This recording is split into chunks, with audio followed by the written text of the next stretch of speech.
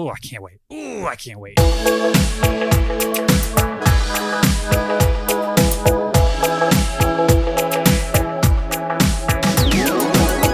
right, it's time for the topic of the week, and that topic of the week is 2021. It's a new year, ladies and gentlemen, and we have big dreams, big plans, big predictions, because it's going to be a good year. It's so weird how they decided to skip 2020. We went from 19 to 21. It happens, you know. It's that's what the leap year is. We leap over it, and we don't have to do it. That's how it goes. It's genius. It's genius. So we're going to talk about three things. We're going to talk about our resolutions, what we want to accomplish gaming wise, maybe with this podcast. Whatever. We'll feel it out. Some predictions, what we think might happen, not what we want to happen necessarily, but what we think will happen. And then finally, our hopes and hypes, which is the stuff we definitely want to happen, even if it's a long shot. Or stuff we know is going to happen, we're just excited for. So, we'll start with resolutions. Who wants to go first? Jason? Sean? Mine are boring, so I'll go first. Yeah! So I have 3 resolutions. Mm-hmm. One is to upgrade my PC, which is proving difficult because I have procured the funds and the wife approval to upgrade my graphics card to a GTX 3080. Trouble is finding one. So that's a resolution is I want to do that. Well, and the tariffs kicked in now, so all that stuff costs more. The what? Was that the tariffs? Sorry. Oh, okay. I still don't know what you mean. So because of the whole trade dispute with China, and some of the tariff. I thought you said terrorists. I was like, what? Okay, gotcha. Sorry. Gotcha. So it's I mean, a lot of that technology stuff has I think up to like a 25% tariff put on it. Boo. So all basically all computer equipment stuff, because it all gets sourced pretty much out of China, has all jumped in prices as of 2 days, or as of basically the turning of the new year. Do they factor that into MSRP? I have no idea. Yeah, because I mean, I anticipated paying more for this generation's graphics card anyway. So like when they told me the price, I think it's $700 for the 3080. I mean, I was like, okay. I don't know. I mean, I don't know how the tariffs affected it, but at any rate, it is on my list to do that. Second thing is I would love to find a way to do a co-op Let's Play with you guys. So like film ourselves, but also record it on the screen and then it edited all together into like a fluid experience with cuts of like, oh, well, if Sean kills a person, then like we go to Sean's, game camera, but we're all 3 kind of at the bottom there playing it together. I would love to figure out the logistics of how to do that. I think that'd be a lot of fun. Sounds easy, honestly. The logistics sound easy. It's just the cut, doing the cuts is just going to be tedious. That sounds like 6 episodes worth of editing, basically. Which I love editing, so I'm so totally down for that. Yeah, it's your resolution, man. Let's do it. We'll figure a game and... I'm sorry, what? I said we'll figure out a game and we'll do it. Yeah, I'd love to. And then lastly, I'd love to roll credits on more than 2 games this year. I think last year the only 2 games I rolled credits on were The Outer Worlds and The Last of Us Part 2. And I don't know. It's just I played a lot of games. I just didn't count Hades. We can count that. Oh, okay. Yeah, I mean I didn't roll credits on it, but I beat it essentially. Yeah. So, but I want to roll credits on more than 2 or 3 games this year. Any games you have in mind that you want to do that for? Yeah, but I want to talk about it on hopes and hypes. Sure. Makes sense. So that's it for me. What do you want to upgrade anything on your PC aside from your card? Yeah, I'm also going to upgrade the motherboard, the CPU, and the RAM. Okay. And one last question. Why are you such a dork? I don't know, man. I have all that PS5 money. You buy 2 PS5s with all that stuff. I know. Well, first of all, if you could find one, but second of all, like I can't not have the latest and greatest, and I already don't because I'm still running that 1060, and I wanted to wait specifically because I was like, I don't want a first gen RTX card. I want to wait for that second gen, and this seems like a really good time to upgrade. If you're still running. Are you going to sell your old card as a means to pay off? Because if you're not, I'll buy it from you, but maybe not necessarily at the time frame that you want. That's totally fine. Yeah. Mm-hmm. I was actually going to just We'll talk off. We can talk off. Sure. Offline, but I had another plan, but it's not set in stone, so that anything works.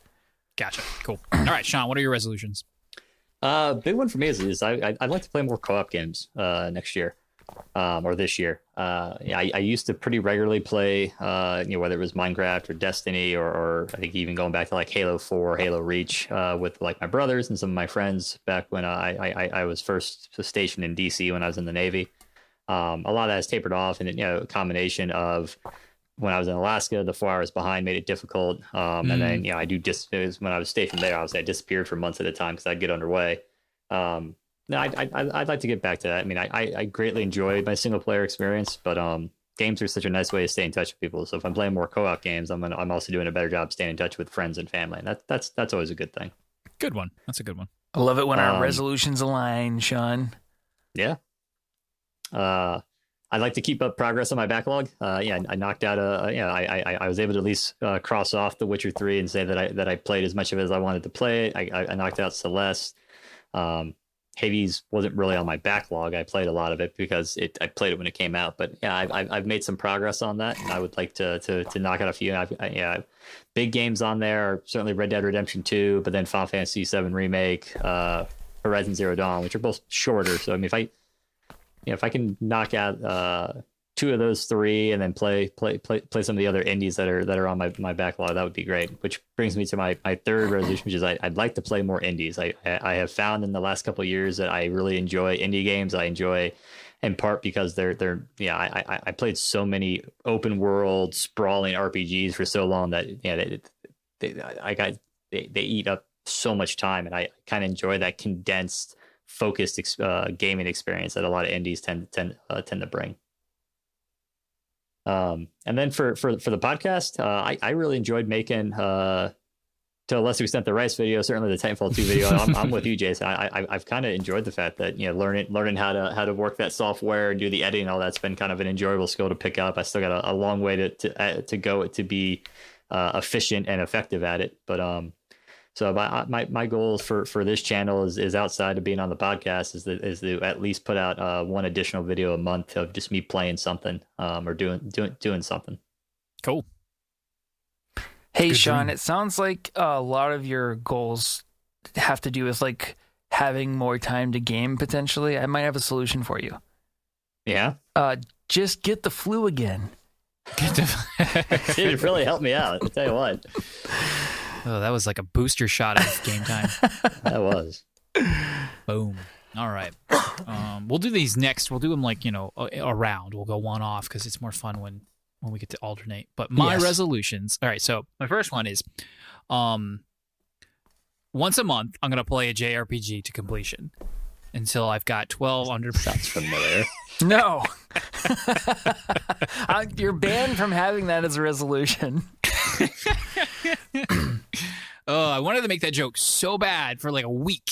Finally made it. All right. No, but not jokingly, I've already started it. I'm playing through the Kingdom Hearts series, complete playthrough this year. I wanted to talk about it earlier, but I'll talk about it now. I started Kingdom Hearts 1, maybe about halfway through. And yeah, I'm going to try to make videos about it. I probably won't. I'm terrible, but I probably won't. It's really hard to capture. Like, I don't even know, like, as I'm playing, I can capture the video. I know how to do it. But then I got to get it to the thing, and I have to know, like, how much am I going to capture? And then I got to sift through it all, like, as I talk about it. I don't even know what I'm going to talk about, aside from, like, oh, like Kingdom Hearts, it's good, Disney fun. Because it is. It is good and Disney fun. But, Disney fun. But like, after some pretty large disappointment with 3, I just kind of wanted, like, I want to suffer through the entire thing. And I kind of intended to do this prior to 3, but I never got around to it. But I'm going to play them on not the hardest difficulties, but the next one down.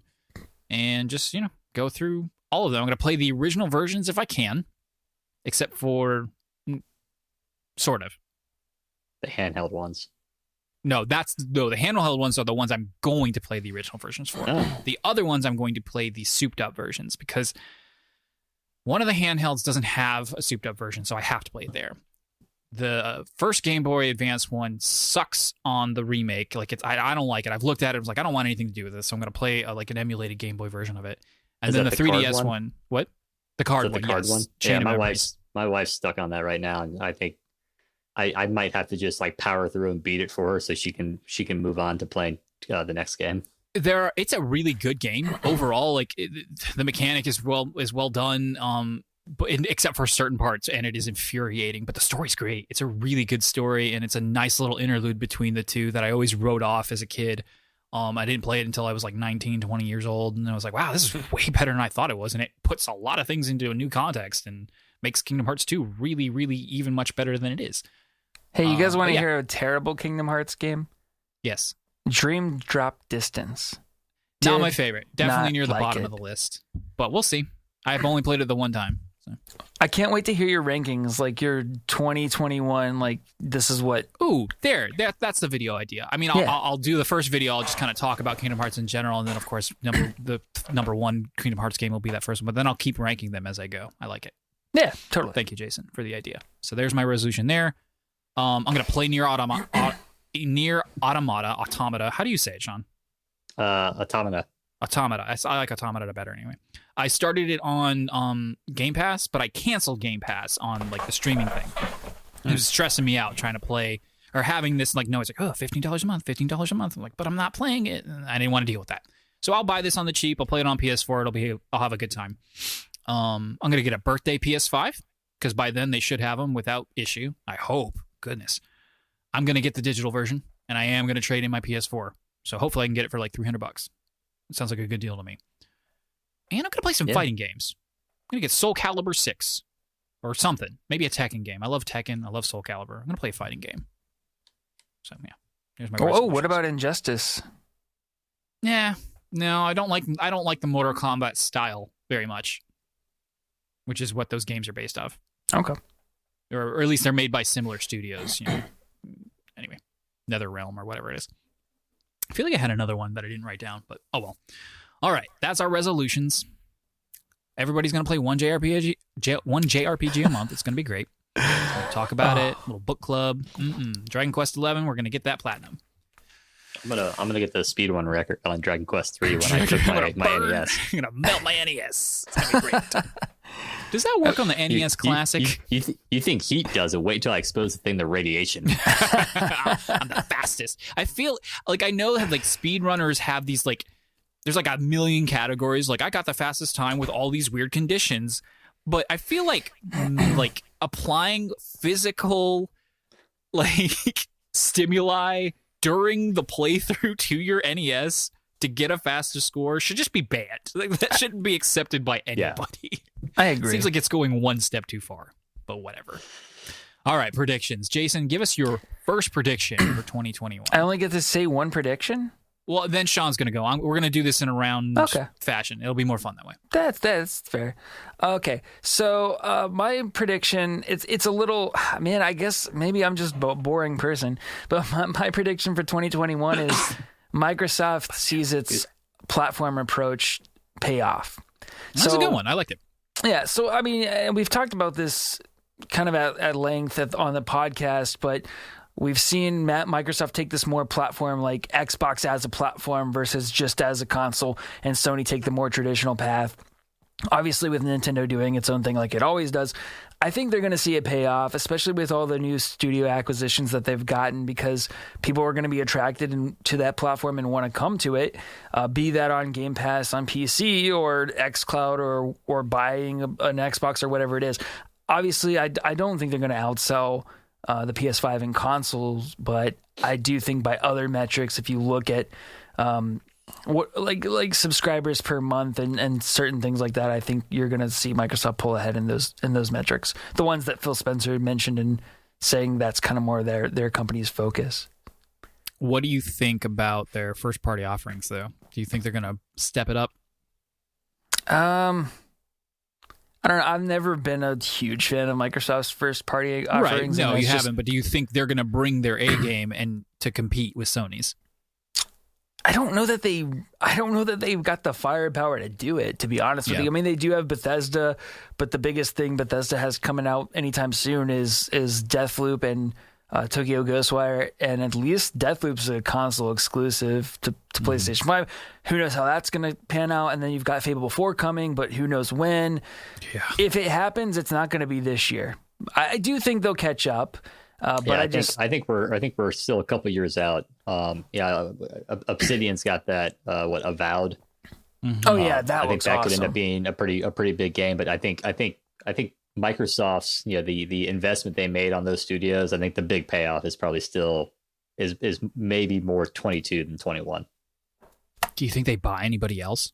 Yes, because they have the money, and why not? If they're going to make money on it, they've got the money. Running out of people to buy that aren't enormous, Yeah. or not worth the buy. I guess it's like there's no more middlemen. Like everybody's kind of gobbling up those really good, but maybe not able to stand necessarily on their own developers. Like Insomniac was always like a pseudo Sony company, but Sony like officially bought them.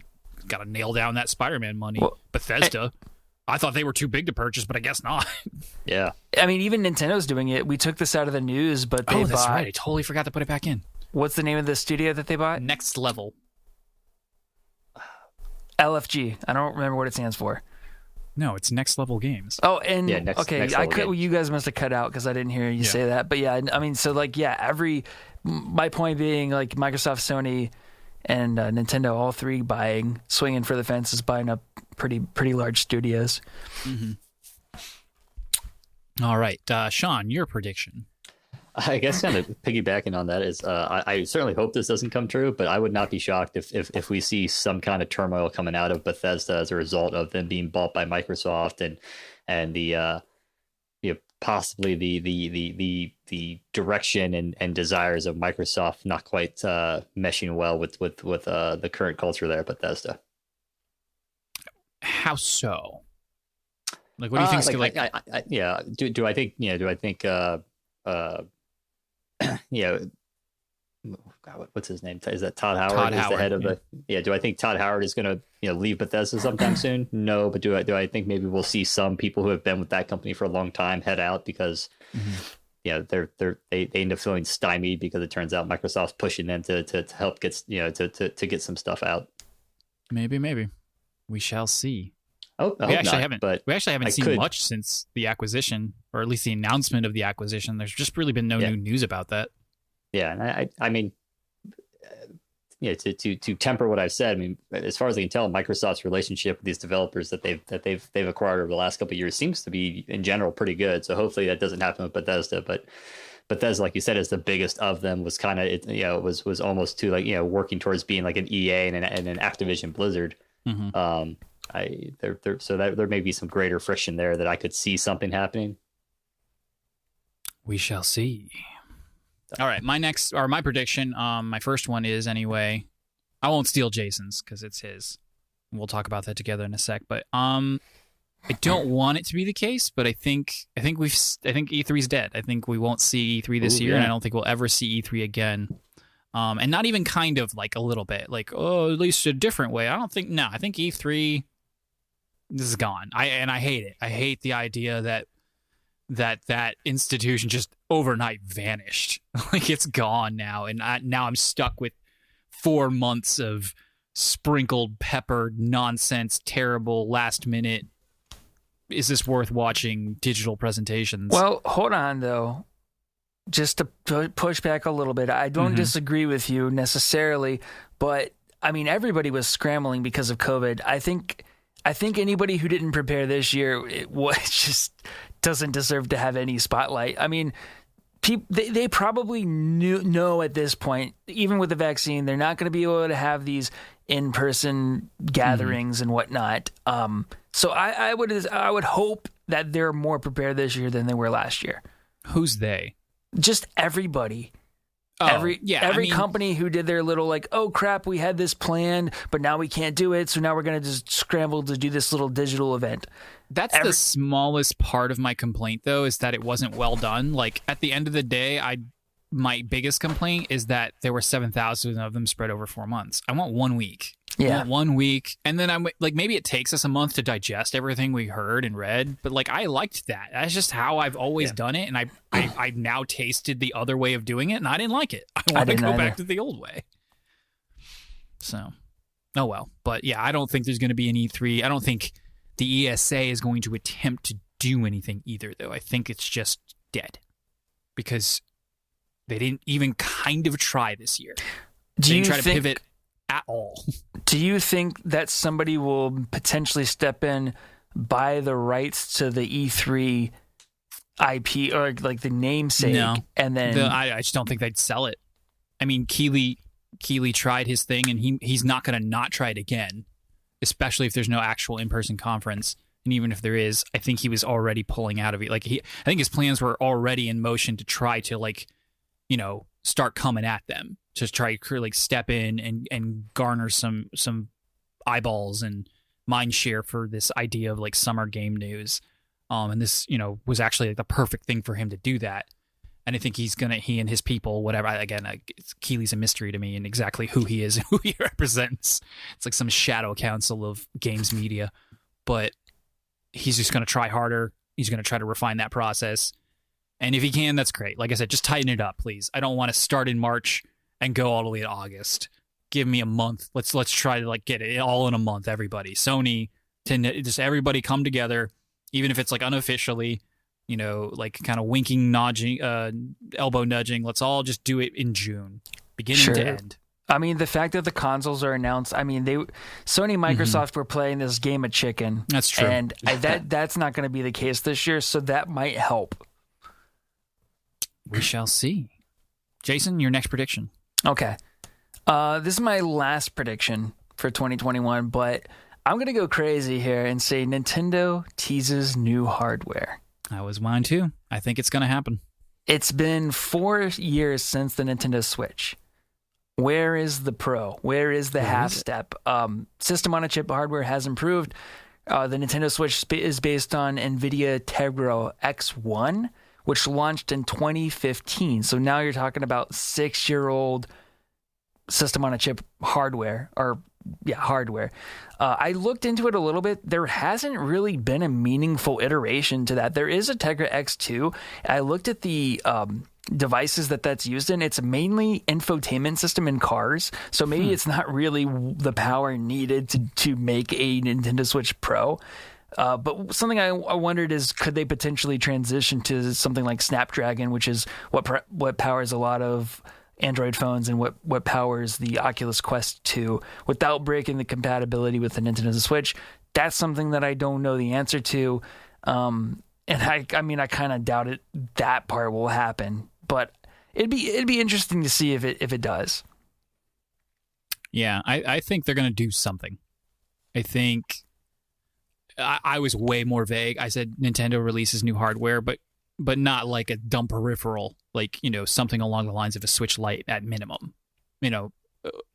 Oh, so you think it's going to be released? I just said I thought it was. Yeah, no, I think think they announced and released some kind of new Switch hardware, comparable to a Switch Lite in like size and scope, like a new SKU, new Switch SKU of some kind, or maybe a dock that enhances, something. Well, that would be cool. We could get the equivalent of the expansion pack back on the Nintendo 64. Basically, yeah. Like, and I don't think it's a good idea. Could certainly fill in for that type of tech. I don't necessarily think it's a good idea, but if they ever had a chance for it to not flop on its face, like so many other attempts of, like, they had the new 3DS and they had the expansion pack and they had the chip, like, how many games use those things? Almost none. 5. Like single 2-hand counting kind of situation for all of those iterations. I think if they ever had a chance to succeed, the PS4 Pro, the Xbox One X, and then, of course, the Switch's immense popularity, all create an environment in which some sort of external or new version with Nintendo hardware or certain games running better or only even on this thing or with this attachment or whatever it is, where people aren't just like, I don't want that. And I don't know, we'll see, because the Switch in a much smaller degree has tapped into that casual market that the Wii did, that they thought the Wii U would and never did. But and those people usually just don't buy additional consoles for like 2 or 3 games. But if it's more fluid and less restrictive, like, okay, of course your Mario's going to run on this. Of course anything's going to run on this, but man, check it out on this in the palm of your hands, blah, blah, blah, blah, blah. I mean, I'd be fine with. I mean, they already released a SKU that they did like a soft update where the battery life's better. Yeah. The But battery life I'd be improvements. fine. I'd be happy with just a real D-pad, a slightly nicer screen, slightly better battery life. Guy, I'd be happy with Joy-Cons that don't suck. Yeah, but At that's this not going to point, happen. I'll take that. I do not predict that that's going to happen. No, it's just definitely not. All right. Those are our predictions. We can come back around to those at the end of the year, or the beginning of next year, 2022, see how right or wrong we were. Now, my favorite part, speculation, our hopes and our hypes. Jason, what are you hopeful for this year? I did more hypes than hopes, I just realized. So I'm just gonna run through mine really quickly, if you don't mind, because go ahead. they're all kind of bunched together. But Deathloop comes out on May 21st, and I don't think that I'll have a PS5 by then. So I'm probably gonna get it on PC. It's the week before our birthday. Well, it's the week in between our birthdays. So Deathloop, I'm super stoked for. God of War sequel, whenever that comes out, I'm hoping It's coming out 2021. They said it was, and they can't take it back. They can't delay it. It's not allowed. It's against the rules. It's illegal. That's the game that if I don't have a PS5 by then, that's the game that'll make me buy a PS5. You and everybody else, man. And Ratchet and Clank Rift Apart, super hyped for that. That one I probably won't buy a PS5 for if it comes out before God of War, but but I am excited about that game because I loved the PS4 2016 Ratchet and Clank. Which, Sean, there you go. There's another game for you. Yeah, I'll put it on the list. That's a good one. Nice. I don't and know short, if it's too. up your alley, but man, I loved it. I think you'd like it. I've never played any of them, so I don't know. It's a good game for beginners, like for new entry or first timers, I should say. Yeah, I'll put it on the list. And then lastly, in terms of hopes, I just wish Nintendo would give me something to be hyped about. Monster Hunter. That's Capcom, and it's not for me. They're going to take away You want a Mario. Breath of the Wild too. That's what you want. That is what it is. No, I want Metroid. Yeah, I want Breath of the Wild 2. I want the Metroid iteration. I'm at this point. I think Metroid Prime 4 is vaporware. Like it doesn't exist.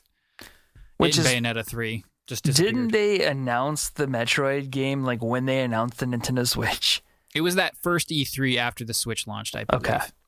And they announced a all Pokemon game. it was a title card. Too, Right. It was just exactly. It was like a slow reveal with the music, and it was like, yeah, it's a thing. And then it got not canceled, but it was being worked on by somebody else. I don't remember who it was. And then Retro came in and said, actually, this is probably like, I guess something was happening. And they're like, Retro, who originally developed the first 3 Metroid Primes. Yep. They're like, give us your pitch on what this could be. And they did. And Nintendo's like, you're hired again. You're doing this now. And so they had to scrap everything and start over again. Get those 3DS studios to give. Nintendo loves reselling HD remasters. Where's the Metroid trilogy remaster? I don't know, dude. It's unbelievable we don't have it yet. It's a Wii game. Like the remaster. Like I have it on my Wii U. I could play it right now if I wanted to, but I want it on my Switch. Yep. Wait, do they have the trilogy remastered on Wii U? Yes. Because Prime 3 was I think a Wii launch title. I think it's a Wii game still, but you could buy Wii games on the Wii U. Oh, that was a thing. And then they did Metroid Prime Trilogy, which was all 3 of them on one pack. I had it. It was like an actual metal case too. It was like the most gorgeous case for a video game I ever had. And that included the GameCube one as well. It was 1 and 2 up. I don't think they had any graphics update, but they also gave you the option to use the motion controls from 3 with 1 and 2. Yeah, it's wild. Like I mean, obviously they're fine with putting out the plainest, most boring, repackaging of the games ever. So just do no graphical updates and give it to me. I've never played it before. Agreed. Anyway, those are all my hopes and hypes. Sean, what are you? Yeah, on the topic of getting me some remasters or just putting a game out that I can play on the Switch, I am very excited for because this is 35 years of Legend of Zelda this year. Yeah, happy birthday, Zelda! Woo. Happy birthday, Zelda! I want my 3D Zelda collection. I don't want Ocarina of Time. I want Wind Waker, and I want Twilight Princess, and I want Skyward Sword. What about I need to get Majora's back to Wind Mask? Waker. Don't care. Okay. Harsh I words. want those three, and I want to be able to play those three on a modern console. But also just excited for all the other stuff that's going to come along with the 35th year anniversary of Zelda, because I mean Nintendo did a pretty good celebration for Mario, and I'm excited to see what they're going to do for Zelda instead. Do you think they do a collection though, or do you think they like sell them all full price? I hope they do a collection. I do too, but you're asking for some pretty like 3 compared to like. I don't know. I just don't think they'll do that. What you asked for, because that's what I want too. I don't want that. I don't want the 64 games. If you want what I actually think is, I think we're going to get Ocarina of Time, Majora's Mask, and Wind Waker. Mm-hmm. Will probably be the collection. We won't. Ugh. Yeah, we might get Twilight Princess. I would be very surprised actually if we got Skyward Sword, because Skyward Sword was so reliant on the Wiimotes. The Joy-Cons, dude. The Joy-Cons. But you had to have that extra add-on to the Wiimote to give them the accuracy to work. I think the Joy-Cons already do that. Are they at that level? I think they do. Are. Yeah. So we'll see. I don't want to play Skyward Sword, but if it was part of a package, I'd give it a try. Yeah, and that's the thing is I never played Skyward Sword, so it's one of the very few Zeldas that I actually haven't played. So I would like to play it, but I would really like to go back and play Wind Waker and Twilight Princess for sure. And then my only other my big hope for this year is I would like to get to see you guys. Like I'm back down in Florida, not in Alaska. It would be nice to meet up in person. My command told me somewhat recently that they think in the next couple months for active duty I might be getting my COVID vaccine. Sweet. So that'll certainly assist with my ability to travel. And then I want Jason to let me play Skyrim VR. It's Don't gonna let him happen. do it. You don't just put the needle in his arm. What is that? We're the worst. Like, we're the worst support group ever. We're like, oh yeah, we forgot to give you a gaming recommendation. We canceled the podcast recording. Oh, let's do some Skyrim VR. Yeah, it's fine. I need my hit. Yeah. He needs his hit. All right. Well, while you're dreaming about your next hit, I'll talk about my dreams for 2021. The only tangible one that I can put my hands on essentially is Monster Hunter Rise, which comes out March 26th, which is still so far away. But it is coming. I even played the demo today, and oh my gosh, I already went on about it earlier. I am excited for this game. I cannot wait to play. I love Monster Hunter. Played 80 hours of it on the World, and I regret not going back to it and not getting into Iceborne, but can't wait. But that's a sure thing, and it'll definitely be fun to have my Switch for that. I think Breath of the Wild 2 comes out this year. I don't see why it doesn't. 2017, we're now going to be like, I think it comes out late this year. I think that's a fall game for sure. Definitely not spring. Maybe summer. I doubt it though. Just doesn't feel like if they couldn't get it out, before the end of the fiscal quarter, that they would just, why wouldn't they stretch it till the end of the holiday season to get the most bang for their buck? But I do think we see that game at the end of the year. And of course, the first one is a masterpiece. We all agree. We said as much on our Zelda, ranking podcast. So I'm excited for that. God of War 2 is legally obligated to come out by the end of the year. Ragnarok, getting chills just thinking about that Fimbulvinter and all the fun we're going to have, hopefully fighting Thor and the rest of them. I really want to see a lot from that game. As good as the first one was, there's so much more they can do. They got it so right. Like, it shouldn't have been that good, but it was. But it could still be so much better. We could go to more places, more enemy types. Who knows what they can do with the combat. I'm excited to see where the story goes. I want it in my belly. I want it. Silk Song. I think that's coming out this year. I think it's coming out. I think there's no way it doesn't. I think so too. Especially with the magazine release, cover release. Right, and then, like I can't, like that just, I know sometimes these contracts get made really far in advance, but like, why would you do that if you didn't have a lot to say? And if you had a lot to say, why aren't you already done? Because like I said, that guy, the one developer, he posted they're basically in bug fixing mode. Now, bug fixing mode can take forever, so to speak, or it can take a lot Cyberpunk longer has than you proven think. that, yeah. Exactly. But if that means your game is done except for the broken parts of it.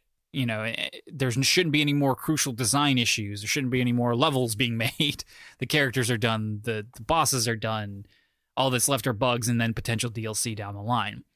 But that first game blew me away in only a way that Hades has since then. And I can't wait to play this amazing follow-up.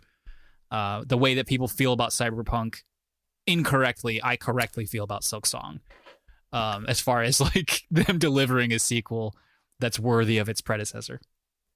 Not that Cyberpunk is a sequel to Witcher 3, but you see what I mean. I kind of just, for my own little sick like humor, kind of just hope it sucks. That's terrible of you. We're not friends anymore. Why would you say that? I don't really hope that, but it would be a little like, how funny. Could it? It would be a little funny. Will I love it as much as Hollow Knight? I don't know. I can't say. I won't say that I will love it as much as or more than, but I will enjoy this game. It is impossible. Like, there's just no world in which this game isn't good. Just, it doesn't, it doesn't exist. Final Fantasy 16 has a really good chance of coming out this year. Based on the things that they said, the way that trailer looks. I know you can't tell a lot, especially from like a cinematic-y story trailer, but it definitely looks like a game that's really far along. And they're going back to their roots in a lot of ways. I'm a little nervous about the combat. I've never played a Devil May Cry game. And it doesn't just look like that for like by chance. They hired one of like the lead designers in like the more recent Devil May Cry games. So, like, they're very intentionally going in this direction, which is a little bit too far in that direction. Like, I don't mind the action combat. I like it. But I like it a little bit slower, like in Kingdom Hearts, which is actually still pretty fast, but even more so like Final Fantasy VII, which was the perfected version of Final Fantasy 15. But we'll see. It looks like it's going to be a good game. The only other another small hang up I have about it is that it's being like produced by the lead guy at Final Fantasy 14, and hopefully, and you can kind of see that too if you're at all familiar with Final Fantasy 14. You can kind of see that in the character design of the 16 stuff that we've seen in that trailer. And people love 14. They're like, the story is great. But I'm like, but it's still an MMO. And so the story ends up being like kind of like ho-hum. But this isn't an MMO. So hopefully the story is just as good as it would be if you didn't have the trappings of an MMO. And they'll be able to finally tell like a coherent narrative. So, and then I hope E3 comes back. I know I said it probably won't, but I hope it does. So that's my only hope. Everything else is kind of like a pseudo prediction / hype. But I think it's going to be a good year for games. Amidst all the crappiness that happened and the weirdness as far as there was a lot of nasty stuff as far as delays and bad releases and, sexual misconduct and just wage inequality, crunch, etc. Like, as far as like the actual games we got, it was a pretty good year, it was a really good year for games. And it reminds you why you play them and why we bother to maybe even kind of try to do a podcast about them. Cheers to 2021.